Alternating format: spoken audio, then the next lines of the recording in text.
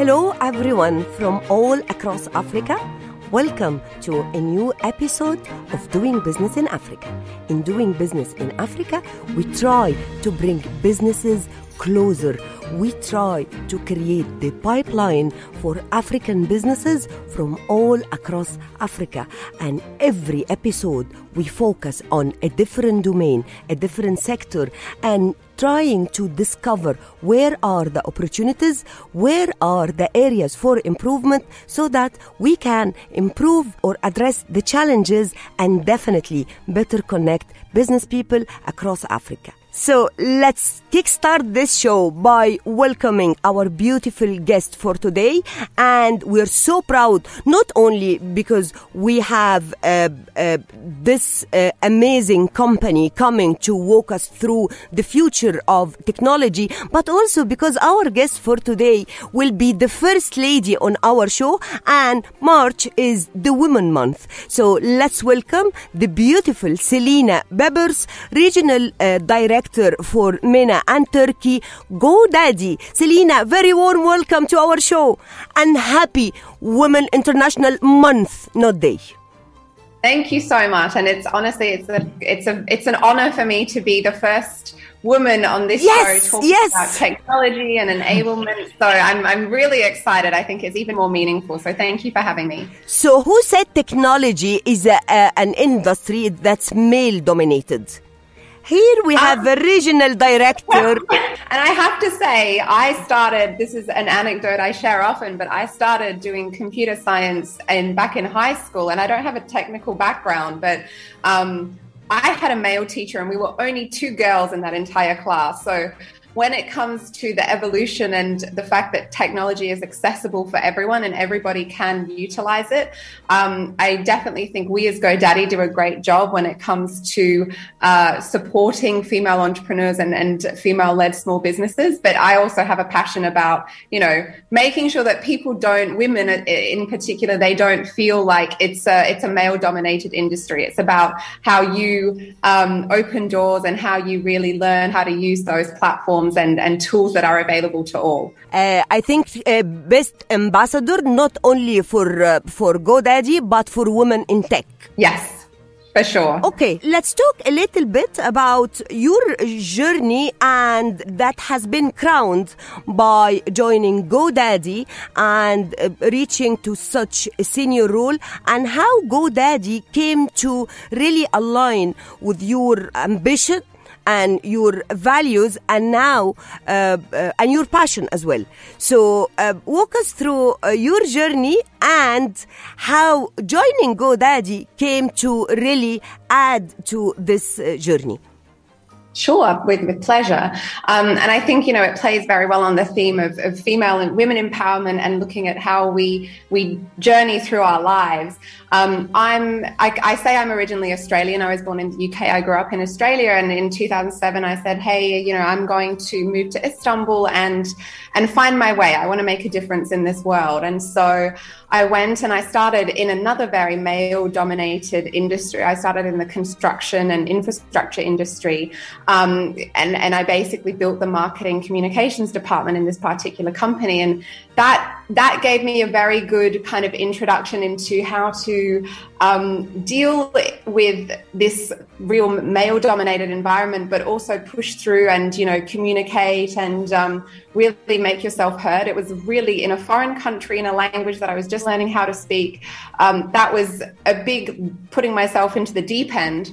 And then it moved from there. Then I decided to move to the agency side, and I got to work with brands like Facebook and VeriSign, Rulo Hermes, and that was a good view on different industries and how they develop and where I might want to concentrate. And thereafter, I met GoDaddy and I saw what they were doing with small businesses.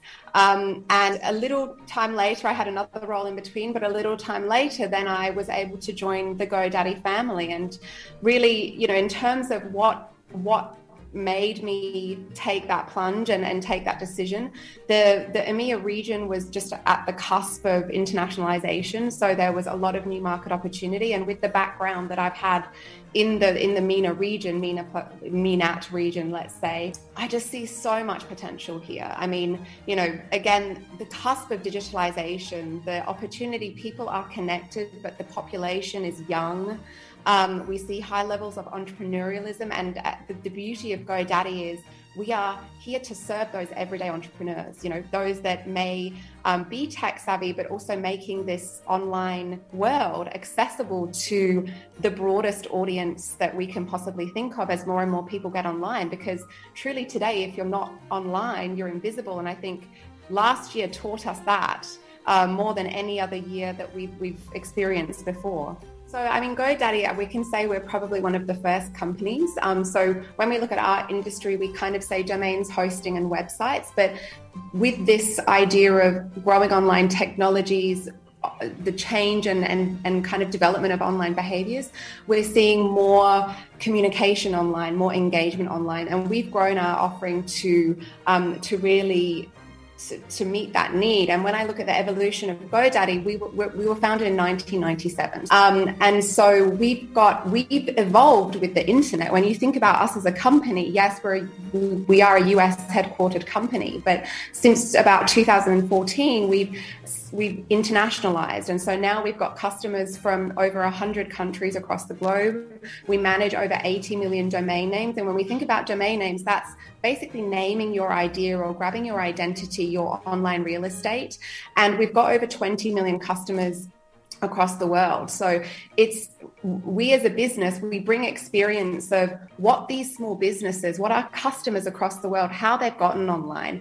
Things like how, you know, when you get your domain name, what is the next step? And then how do we make it easier to take that next step? So we're not talking about a website. We're not talking about a single platform. Now you kind of have to be everywhere. And that is overwhelming for a lot of people that aren't tech savvy. And when we look at the evolution of the internet, again, and it goes back to the point of engineering and STEM education, but the internet has developed largely English language first. It's been developed when we look at kind of the adoption curve. We've seen that adoption curve move with early adopters and then slowly going to the early majority, especially the MENA region and the Africa region. We're still further back along this curve because connectivity, in order to get online, you need to have infrastructure, you need to have connectivity. And so the habits that we're also seeing are, okay, I am maybe starting with social media. So how can I then integrate that online? And moving away from more technical, you know, coding style products, we obviously serve customers, we serve designers and developers.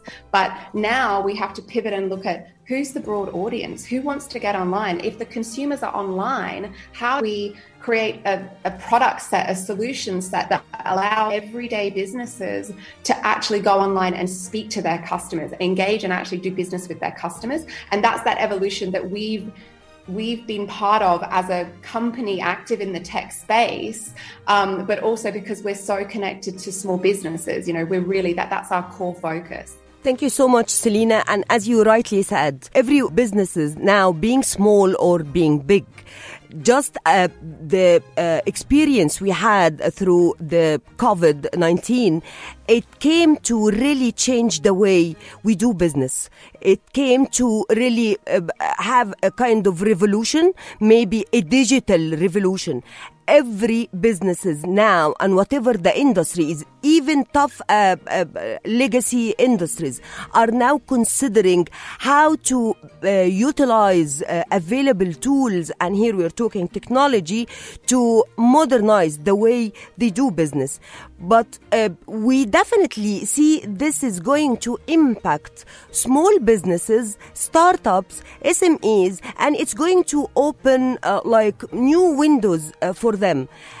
To which extent you believe that this is really going to drive small businesses, especially across Africa, that's probably characterized with young generations, and how GoDaddy is now coming to support startups, helping them, maybe educating them by mentoring, by enabling them to go online and benefit from this digital revolution? Yeah, and I think there are a couple of different parts to focus on in this overall narrative. So let me speak to different parts. You know, when we look at this small business sector, when we look at this segment, small business or everyday entrepreneurs, what did the pandemic really do? It put them in a position where overnight they had to face the challenge of, I need to get online because my physical doors are shutting and I need to sustain my business. And so this is, you know, as a brand, our kind of mission and our support statement there was, we are here to help you keep your doors open, even if they're physically shut. And for people that were, you know, we saw different kinds of businesses during that time. One was a kind of business that was kind of already online, but they had to diversify or change their offering because of the new conditions. So for example, maybe somebody had a website, but because they couldn't physically have people coming to their shop, let's talk about a bakery, for example, they had to set up delivery. So small tweaks to their online presence, to their website, adding a WhatsApp button for orders, for example, or adding an email form. That was one kind. We saw some small businesses come up with virtual dressing rooms, for example, because during some phase of the peak of the lockdown, we couldn't go and actually, you know, physically try on clothes. So any immediate needs, that was how they mitigated the impact. Other customers, they increased their customer communications. And so that's kind of one segment in terms of what was our customer base, you know, when we look at that. And we see from the survey that we ran, the MENA Entrepreneurial Survey, we see that 45% of our respondents, they actually said we've increased and improved our customer communications as a result of it. But then you have that segment that were, let's say, offline. And so the question then comes as, okay, where do I start? You know, do they know what a domain name is? Do they have a Facebook page and then they have to suddenly create a website? And if they physically have to shut their doors and rely on an online presence, what are the steps to take? And so what we really leaned into was not only supporting with the tools, because we've got tools that the Arabic website builder, where we launched that specifically to be able to help people in the Africa region, the MENA region. We already served Africa as a continent through the English language, but the Arabic language portion was missing. And so we launched that as well to ensure that everybody could use a product that they can use in their own language, but also publish dual language if need be to serve customers in their local region, in their local market, and then also offer educational support on how to do this. So what are the core elements you should have on a homepage? How do you create an end-to-end customer journey, for example? I'm not sure if you noticed, but I definitely noticed social media advertising went through the roof. So Instagram, for example, I was targeted. And the important thing is, okay, you can be having a conversation on social media, but then where do you tie the kind of sale, or where do you tie the traffic? And from that same survey, it's about creating an online presence. The top reason for doing that is to look professional, because you remove a physical contact. And so you want to make sure that your business is represented effectively online. And then it's really about creating the right brand image and creating the right customer experience on your website, reflective of what you've done physically offline, or starting afresh, because obviously there were some people that also started new ventures and they were 100% online. So when we look at the survey covered several different aspects, so I'll just kind of share the highlights.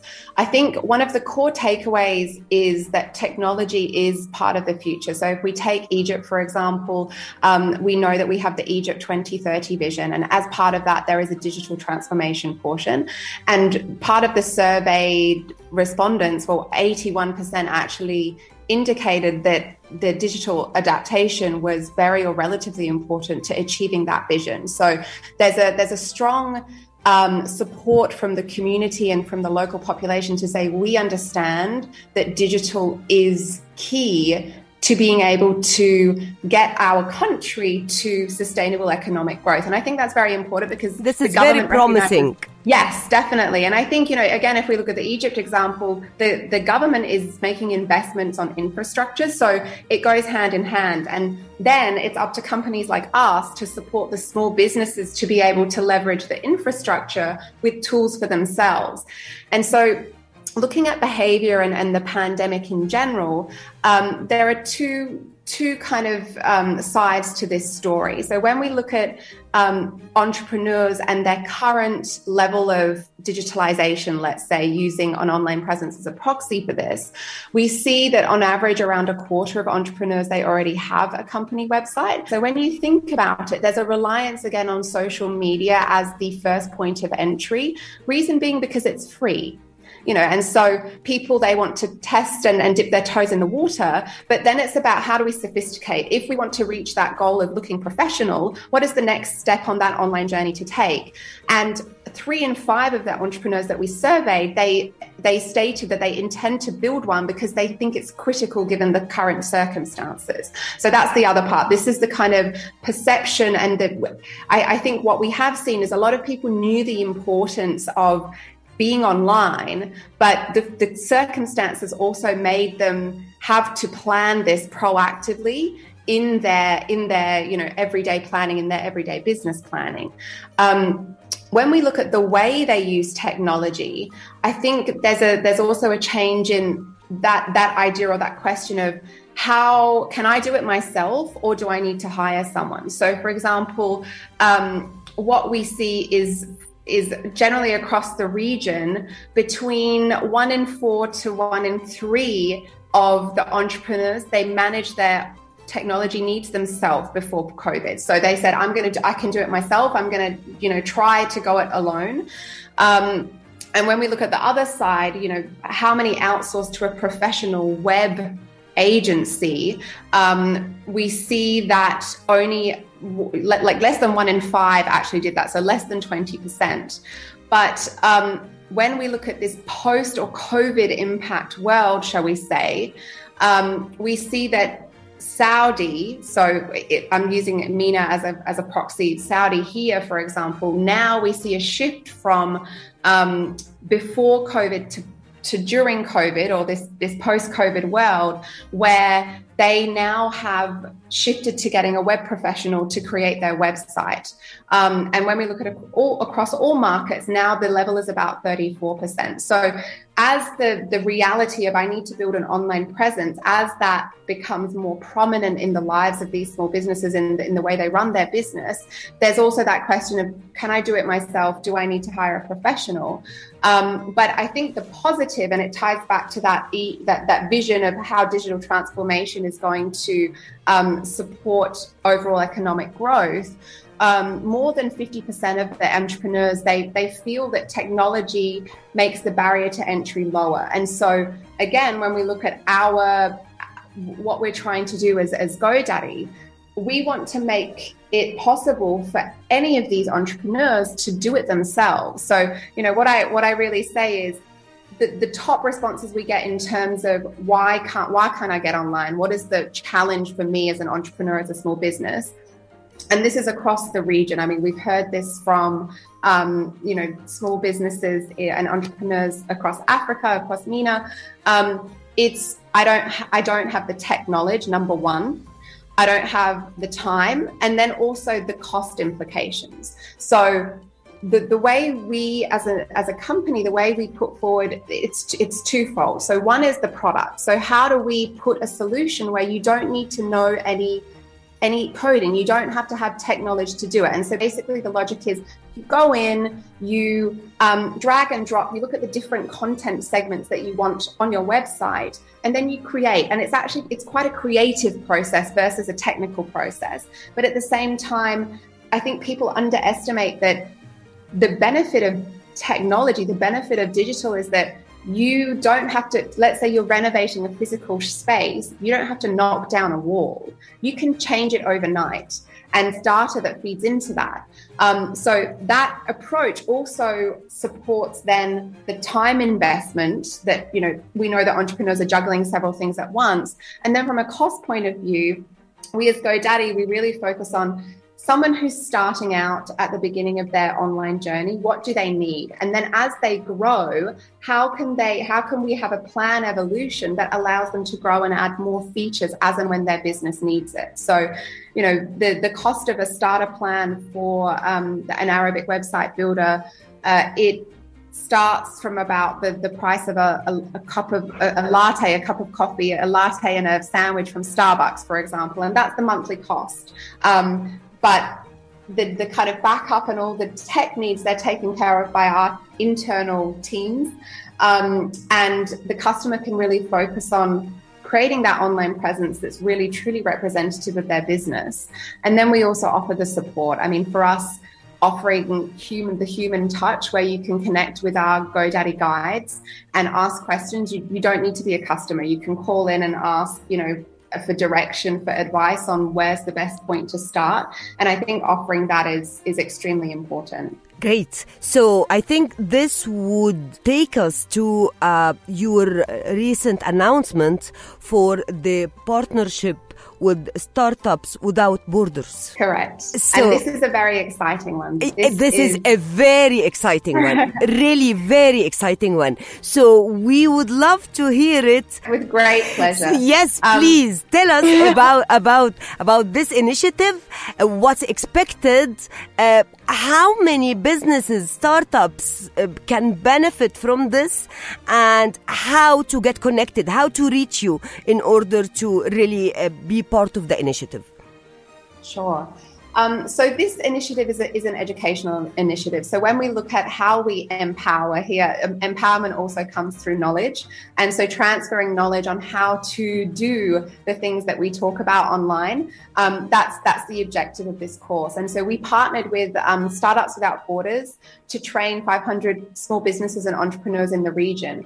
And this course is a hands-on, it's about a 4-hour educational workshop. It's intensive. It's a beginner level where we take you through the elements of an online presence and how to take that first step. So we run through what is an online presence, how to register a domain name, what are the tips, what are those things that you need to consider because it's part of building your brand online, an email address, and then we go into kind of the website content. And the website content here is again looking at it from an angle of what is an integrated online presence, because you need to have digital marketing, you need to have, social media depending on what industry you're active in. And so we talk about the core questions, the audience segmentation and targeting, and then hands-on, this workshop actually allows participants to live build a website together with the instructor so they can ask questions as they go. And I've had the great pleasure of running some of these workshops in the past, the ad hoc, both in the MENA region in South Africa,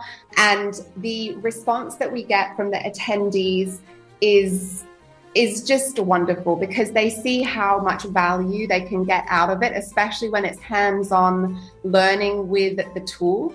And so for anybody that's interested, you can visit either our Facebook page at GoDaddy Arabia, or you can visit the Startups Without Borders a Facebook page as well. And we've got sign-up links there for anybody who wants to really hone in on their basic online skills to get their business up and running with an online presence. Great news, and I think we're going to have many comments and feedbacks from our listeners because they want to seize the opportunity and benefit from this big, great initiative. That would make us very, very happy. The more we we're here to help, we're here to support, we're here to empower. So the main thing is that our listeners and our participants are getting that out of the initiative. It's online, so there's we're primarily focused on Egypt and the UAE, but it's online, so we will be able to consider interest from, across the entire MENA region. So there's a sign up link. So if they visit the GoDaddy Arabia Facebook page or the Startups Without Borders Facebook page, there are sign up links that they can follow and register their interest. So we're already present. We've got customers, like I said, in over 100 countries. So we've already got customers across the African continent. And we also have a local website that serves those customers. So the South Africa website is kind of the core one for the African continent. Right now, our focus is on expansion in MENA. But we continue to serve our African customers through the local website, through our guides, and hopefully, one day in the future, we can be more hands-on. And I think that's also, from our point of view, that's the benefit of being an e-commerce business. We don't have to physically be in any location. As we talk about the continent, I'm based in Dubai, but I manage the entire region. And as the pandemic has shown us, we're able to have conversations over, online video conferencing tools. We're able to have allow our guides, we're working from home. I'm still working from home. So I think that benefit of, we as an organization, we focus on how do we get the best talent for the job, regardless of where they're located. And what I'm really proud of is that we've got the best people on the team to be serving this region with the tools, the support and the initiatives that we need to be able to truly help these entrepreneurs and small businesses get online. Great. Okay, so let me now be a little bit biased. Speaking of diversity, I will be still biased. So it's, as we said, it's the Women Month. It's March. So I would love to know about what kind of initiatives that you offer, GoDaddy offers as part of the D&I strategy to empower female entrepreneurs. I've seen that you've already coming to sponsor or speaking on She Can, one of the biggest events that's in March, and it's organized every year, and every year we try to spotlight on different initiatives for women empowerment. So what GoDaddy has to do this year with empowering women in business, especially startups? From our perspective, we as a company internally, we're committed to gender diversity. So, payment parity. We go through processes of uncovering unconscious biases that we may have. And so from an internal perspective, it's a really positive workplace to be active in. And it's something that allows me and enables me to then look at the market and look at how we are, how we're empowering women. For us, thank you. The She Can conference was a good one. And I think from my perspective, as a lead in the region, I think it's important to be vocal on the fact that we have excellent, really inspiring stories of female entrepreneurs across the globe and across the region. We've got one example of a haute couture designer. She designs dresses for little girls. She's based in Egypt, and she created her website with us after seeing a gap in the market when she wanted to take her little girls to a wedding and didn't have enough. They didn't have any outfits in the shops off the rack that she liked, and so she became an entrepreneur through this observation. We have another customer in South Africa, and Marissa, she has a Confetti Love. She's got a wonderful business, and she just celebrated 5 years. I saw on Instagram yesterday. And so these stories of what is the business idea? Where we talk about business in women in business in general, it's about shining the light on these female entrepreneurs that have wonderful stories, because there are so many examples. Again, the other day I was having a conversation with a friend, and she wants to create a side hustle on lavender oil. You know, she's got a day job, but we had a conversation around how she can do that. So for me personally, I try to have a lot of these conversations and give a guidance on how they can go about it. But as a brand, as GoDaddy, on one side, we need to make sure that we offer the right tools and support, but it's also about amplification, because when we see a customer story, when we see marketing campaigns that talk about these women, that talk about the success, and then other women in the market, they can see the story and get inspired by it, I think that's where the power lies, because if she can do it, I can do it too. And so that's why we are telling these stories. If you visit our blog, you will see, I think, the little Miss Rosie story and the other customer stories that really are just truly inspiring when we look at women across the region. That's very inspiring. And really, people say that technology is usually as great as the people behind it. So here we can see great passion from young, energetic, talented, passionate lady who stands for promoting technology to startups, to the future of this region. So we're so proud of what you do. We're very much thrilled and excited of the future and what the future can bring with such great initiatives.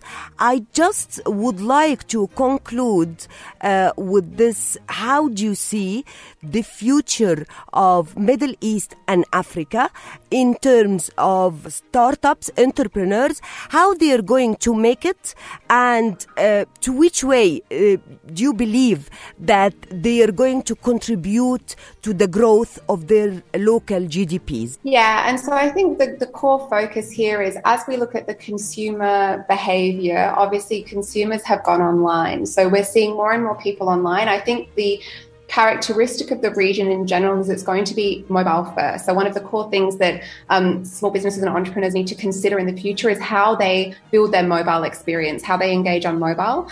And when it comes to analytics and looking at data online, it's also about what is the performance of their mobile journey. So if we look at people engaging on social media on their mobile phones, then does the website experience match? And is the website experience fast enough? You know, we talk about infrastructure and we talk about load speeds. Another thing is, if you don't have a good mobile experience, it's going to impact your search visibility. It's going to impact the load times on your customer's phone. So that's something that we have to consider. And I think that it goes hand in hand with how infrastructure develops. So as more and more consumers are able to get online, being aware of how they utilize technology, how they utilize mobile internet, especially online, is going to be one. The other big part of this is then the growth in e-commerce. So we know that MENA, the region's retail sector, the e-commerce sales, they are expected to jump to 48.6 billion in 2022. This is up from 26.9 billion in 2018. And wow. So that push is going to continue to come. And if we look at the pandemic in terms of how it has shifted the way we interact, you know, you can have doctor's appointments online. You can have more people have been live streaming. We've seen more niche businesses pop up. So I think number one is, if we kind of segment it where we see the future, where we should focus, one is about what the developments, what the investments in infrastructure means for consumers and how businesses need to adapt, because that's the foundation of everything online. Number two is, how is e-commerce going to grow, and what are the platforms that we'll see emerging? So is this going to be through marketplaces? Is this going to be through apps? Is this going to be through individual, direct to consumer interaction? And for entrepreneurs and businesses, the question is going to be, what fits best for my business? We're going to see an increase in competition. We're probably going to see more favorable conditions overall. And so how can people getting online, how can businesses use this to their advantage?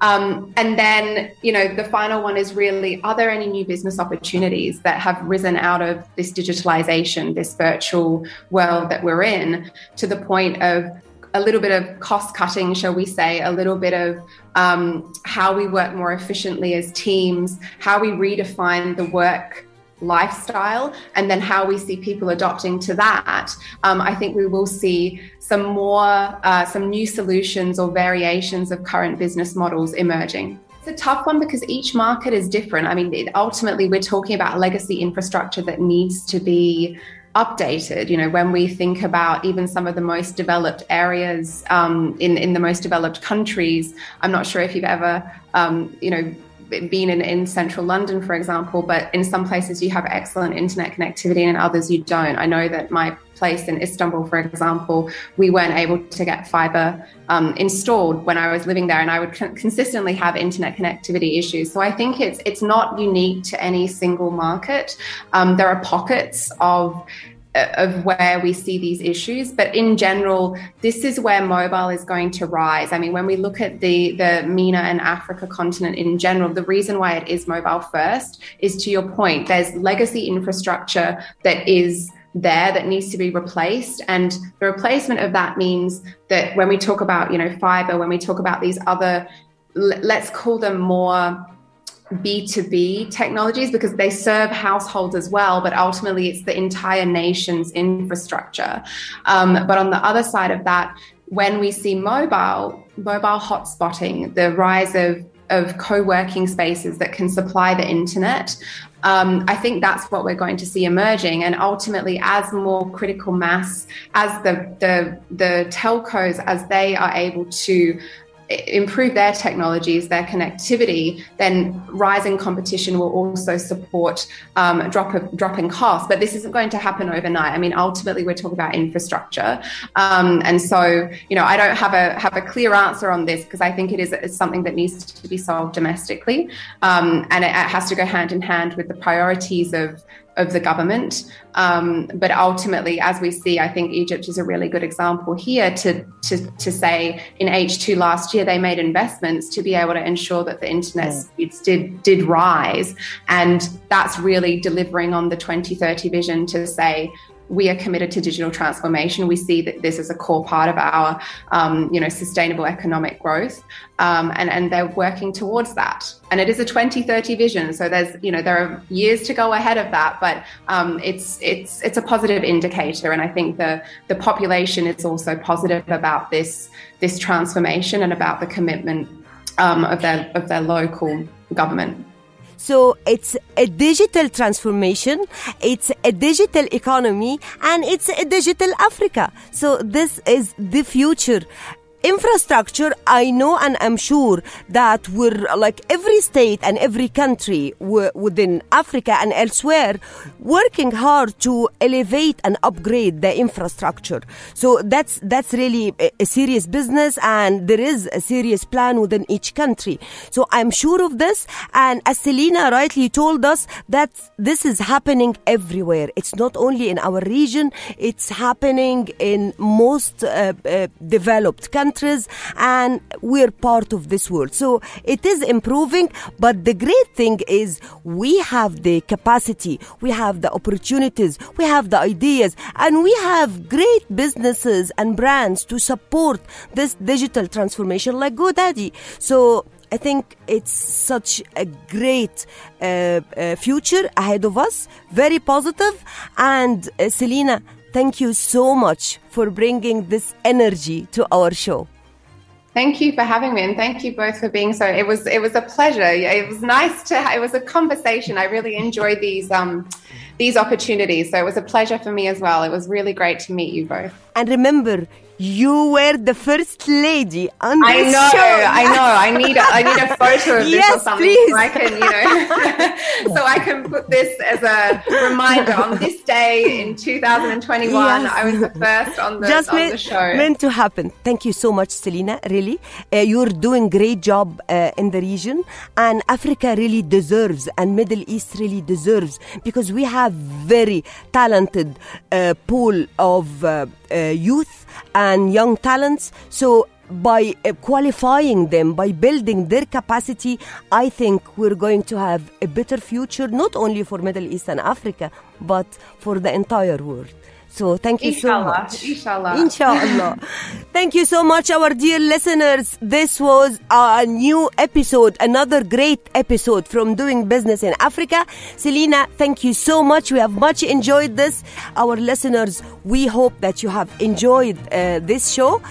See you next episode, and another interesting topic and another interesting business leader from all across Middle East and Africa. Thank you so much, and see you next week.